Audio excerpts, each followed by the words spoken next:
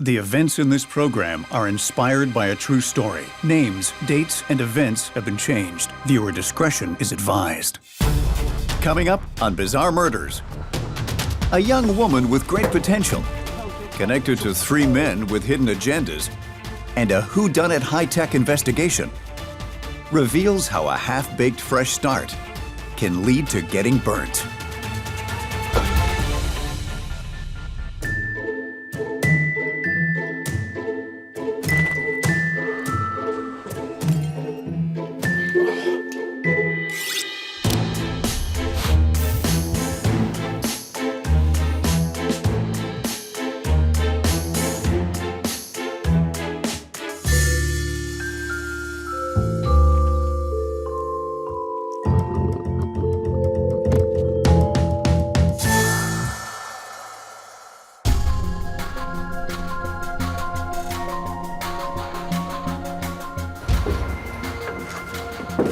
Cecilia is a 21-year-old high school dropout.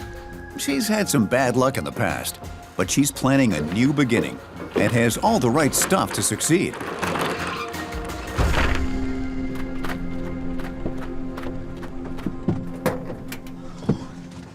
Right? Yeah. Judd has been Cecilia's close friend since high school. He knows what she's been through, and through it all, he's been there for her.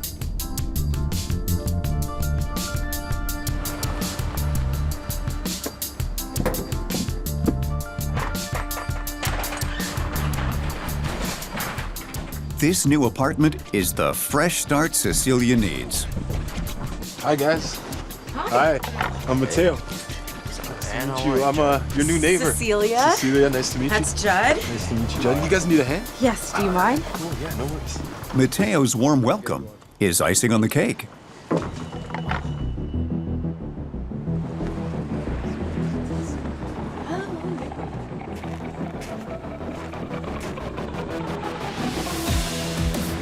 This one. Judd? Judd, for real? But then Dylan, Cecilia's ex-boyfriend, makes a surprise appearance. Get out of here. You get out of here. What the hell's your problem? He's the reason she needs a fresh start. You punk. That's what you get. Yo, What are you doing here? a long time. What are you doing here? What am I? Cecilia was 16 when she met Dylan, your typical bad boy. You're supposed to be with me. What the hell are you doing? Cecilia, is this guy bothering you? No, he's You're not. bothering me, bro. Soon, she was hanging out with the wrong crowd, skipping classes, and eventually she dropped out of school. This is the punk you with now? Is that what's up? They moved in together, but it was more of a nightmare than a fairy tale. You need to get out of here. Who is that anyways? None of your business. It's been 5 years since Cecilia made that mistake, and try as she may, it seems to be following her. At the FBI, we take it very seriously that 1 in 4 women in the United States have been the victim of severe physical violence. Even worse, 1 in 3 women who is a victim of homicide was murdered by her current or former partner. Dylan, you gotta go. Let's just have a talk about it. I'm gonna call the cops, Call okay? the cops for, girl. I'm going to call the police. So go! Go!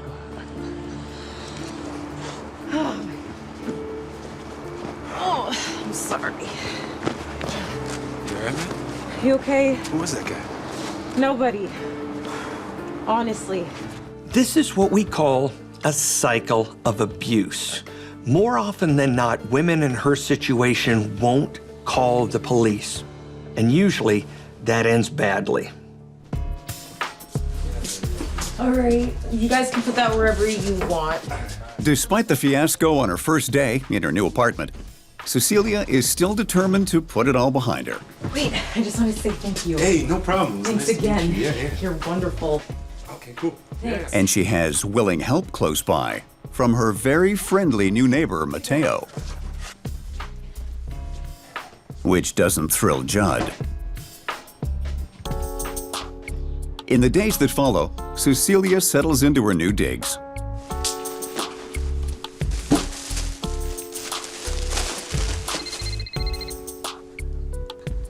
Hello? I'm good. How are you?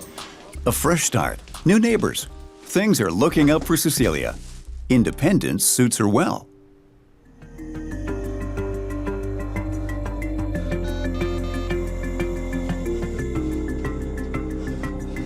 I need an ambulance. My friend's been attacked. Hurry!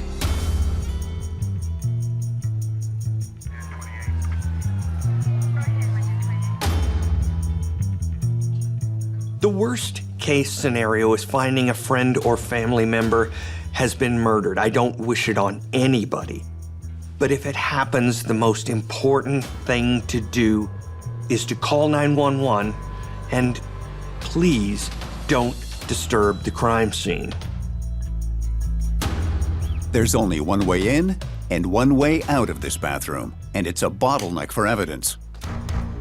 Using specialized tools, investigators scour the crime scene, uncovering evidence that is present but invisible to the naked eye. The best thing you can find at a crime scene is the proverbial smoking gun, but a piece of evidence left behind by the killer that ties them directly to the crime. It's fingerprints, DNA, blood. Those are all crucial. Jackpot. Detectives note that these prints are barefoot and that the smears appear to be from a cleaning attempt. Fingerprints have all sorts of unique loops, swirls, and ridges, and they can be used to identify crooks. You know, your feet have the exact same thing. Either way, cops love prints. Detectives find extensive blood spray on both the walls around the tub and on the floor. This tells me she was alive at the time her throat was cut, because the spray is caused by the high pressure of her blood, which isn't there if you're not alive. The body was found partially clothed and placed in the tub. This tells me that there was probably an assault, and likely the killer wanted to humiliate the victim.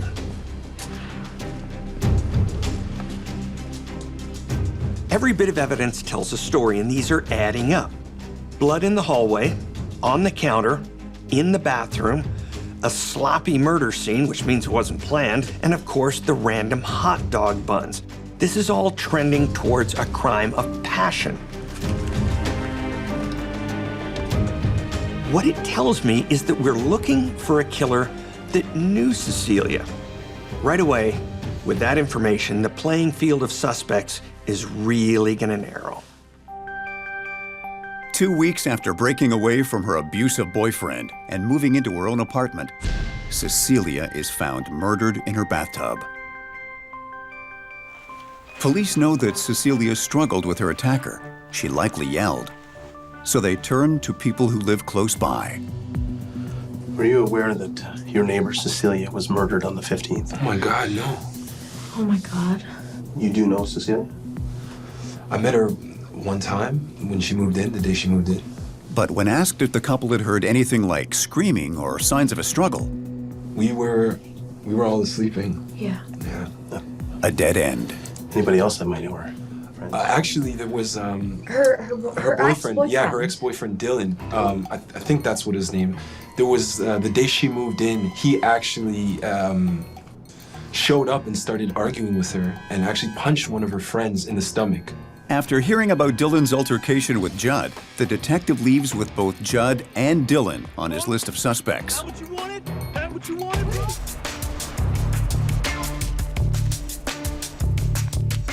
Forensic evidence of blood sets the date of the murder as November 13th, sometime between 9 p.m. and 3 a.m. And Cecilia's good friend Judd, who called 911, is one of the My friend's suspects. been attacked. Hurry! Mato is also a person of interest because he had access to the victim. But with his history of violence against Cecilia, Dylan is the prime suspect. How well did you know Cecilia? That was my girl, man. We were together for like 4 or 5 years. Dylan fits the profile and is certainly guilty of a lot. Where were you on the night of the 15th between 9 p.m. and 3 a.m.? I was out with friends. These 2 girls I know from college. Man, you need to stop wasting my time and find the dude who did this. While police attempt to corroborate Dylan's story, they bring Matteo in for further questioning. What happened during that altercation on the day she moved in? This guy's like really violent, aggressive. He's yelling, he's screaming, and he ends up punching Judd in the stomach and runs off. If you don't mind, we'd like to take your fingerprints. My fingerprints? Why? I barely knew her. I was in the house once. With no clear killer emerging, the police also want to hear more details from Judd. Tell me about the day that you went by Cecilia's house. Made the phone call. I got really worried that she wasn't answering my call. Cease, it's Judd. It's like the 20th message I've left you. Where are you? Give me a call back. Cease,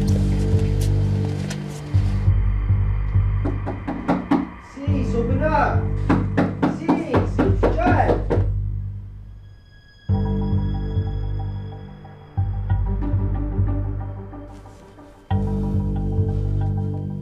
Cease? Why would you break in? I looked in the window and I saw a mess. Cease? I felt in my stomach that she was in trouble and I had no choice. I had to break in. You hear? Cecilia! And once I was inside, I walked to the washroom.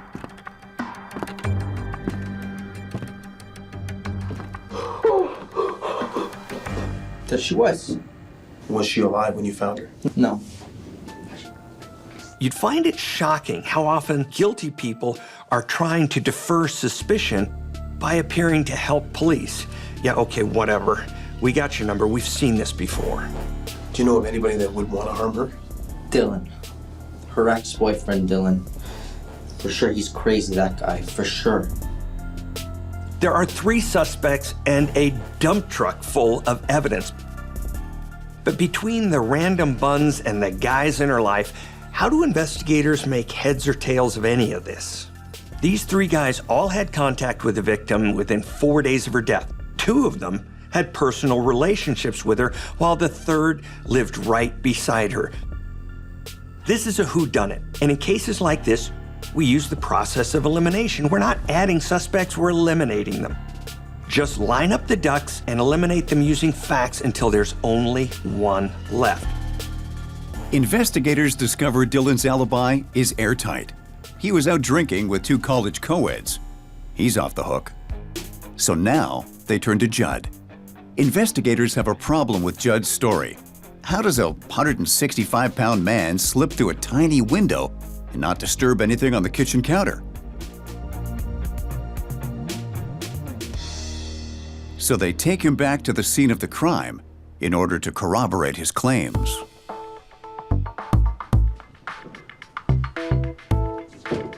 Judd demonstrates what he did the morning he found the body, and the counter remains untouched. For now, he's no longer a suspect. To complicate matters, police don't find a match to either Dylan or Judd's prints anywhere in the house. Detectives are at a loss with their 2 prime suspects eliminated and time ticking. If you don't nail down a case in the first 48 hours, the chances of it ever being solved get pretty slim. But then they catch a break. Forensics find a match to the bloody footprint found at the scene of the crime. It belongs to Mato. Now they've placed Mato at the crime scene. They've caught him in a lie. I was in the house once. He has graduated to prime suspect. It's not a lock, but it is definitely time to have a 3rd conversation with the friendly neighbor next door. Mato was brought in for another round of questioning. We found your footprint in the hallway. Police confront him with the matching footprint evidence. Obviously shaken, he gives detectives a complete flip-flop of his original story. Okay, look, man. I was with Cecilia the night before she died. Mato claims that he and Cecilia have been having a bombshell affair for the past couple of weeks that started right after she moved in. That night, we had a couple drinks, we made out a little bit, and then I left. I swear I didn't kill her. The next morning, I snuck over to her place to surprise her. Cecilia. Hey, Cecilia. He had visited for another morning tryst when he found her dead in the tub. I panicked. There was blood everywhere. So I ran home, scared, Well, I realized I left bloody footprints in the hallway. So I ran back and cleaned them up. I was just scared, but I didn't kill her. He claims that's how his prints got in the hallway. So why didn't you report the body? It's my wife, man. I didn't want my wife to find out about the affair. One more shoe drops in Mateo's perimeter. What can you tell me about this? This is a long time ago, man. I'm a different person. They found that he has a domestic abuse conviction against him, but it was in another state, which is how it was missed on the routine check. And this is part of the reason why I didn't call, because I knew I would be a suspect. Game changer. This is a big deal because if you've got one conviction for violence against a spouse, you've probably done it a lot before it got bad enough to have your wife turn you in. This guy has a proven violent temper, and he's not afraid to take that out on women. I swear I didn't kill her. Police think they're looking at their guy, but they don't have enough conclusive evidence to lay a charge that will stick. They're forced to let him go, but under the order that he's not to leave town. Instinct is telling me this is the guy. Here's the hitch, and it's a big one. Just because they have his footprint doesn't mean they have him for committing murder. He hardly knew her. Why would he kill her? This guy could skate on reasonable doubt. This one footprint only places him at the scene of the crime. They need to place him in that bathroom at the time of the crime. The detective combs over the evidence again, but this time with nothing but Mateo as their prime suspect. While reassessing crime scene photos, he notices something odd about one of the hot dog buns. It looks like half of the bun has been squashed down, unlike the other buns. The bun is rock-hard stale, and when detectives dust the squashed half of bun number 3, a very clear partial footprint reveals itself. This is where the investigation goes from pretty weird to totally bizarre. The bun is now rock hard. You know how they get after a few days. In order to have made a clear footprint, the perpetrator would have had to have stepped on the bun when it was perfectly fresh and soft. That means the owner of the footprint on the bun was in the bathroom when the buns got dumped out from their bag during the crime. That person stepped on bun number 3, leaving behind their footprint. Signed, sealed, delivered. Scene of the crime, time of the crime. All that has to be done now is find whomever belongs to that footprint, and they are baked. The detective uses 3D scan overlay technology on Mateo's footprint and the bun print to establish if they are in fact identical. These guys have a slam dunk with this evidence. Really, this is all over except for the whining. Mateo, we have your footprint that places you in the bathroom at the time of her death. We have a search warrant to search the rest of your house. All I did was knock on her door. Baby, I'm sorry. Police put together the evidence and determined that on the evening of November 13th, Mateo went to Cecilia's house after his wife, Carolyn, had gone to bed. Hey, girl. We need to talk.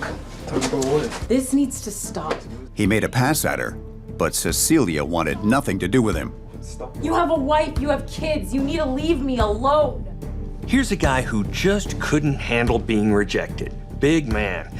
And in his mind, she disrespected him. This enraged Mateo so much that he attacked her. To most of us, that's senseless, but in his mind, it makes perfect sense. He's the man, he's in charge, right? No, wrong. Oh, no.